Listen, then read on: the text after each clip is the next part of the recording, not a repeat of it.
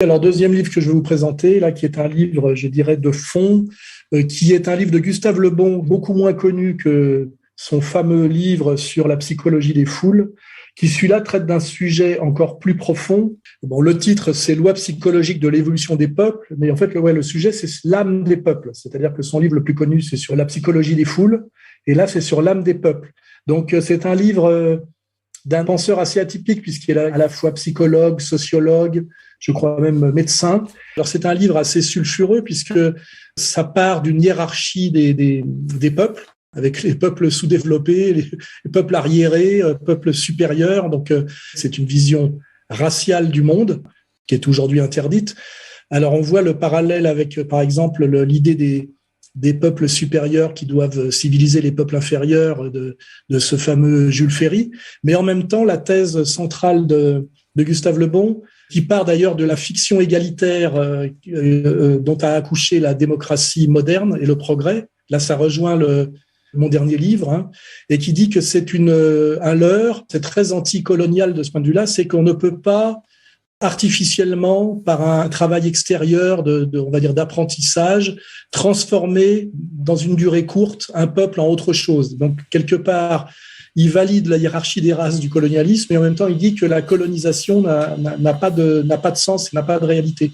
Donc, c'est un livre dans lequel il y a des tas de choses à puiser, qui est intéressant, je vous dis, par un auteur atypique.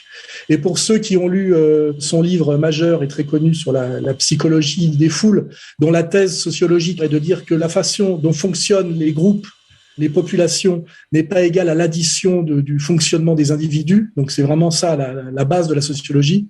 La sociologie, c'est-à-dire que la psychologie collective n'a pas grand-chose à voir ou est différente de la psychologie individuelle. Et là, on est sur ce sujet fondamental à l'origine de la sociologie, traité encore plus profondément sur qu'est-ce qu'un peuple, qu'est-ce que l'âme d'un peuple, comment l'âme d'un peuple se constitue-t-elle. Alors, il met bien en avant que c'est sur la très longue durée.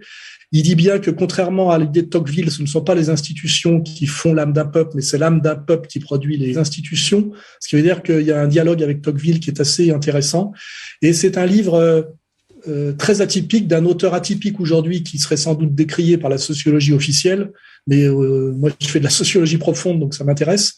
Et qui traite de cette question très complexe, puisque ça rejoint aujourd'hui la question de l'identité. Tous les gens qui se posent la question de l'identité et qui ne veulent pas tomber forcément dans les simplifications des identitaires, mais qui pensent quand même que cette question de l'identité, par la destruction en réalité de l'identité, et notamment de l'identité française, est très légitime, eh ben, je conseille aux gens qui se posent ces questions très actuelles de lire ce livre de Gustave Le Bon que nous rééditons et qui est rarement réédité et rarement mis en avant, et qui complète en le précédant et de manière un peu plus profonde son fameux ouvrage très connu sur la psychologie des foules.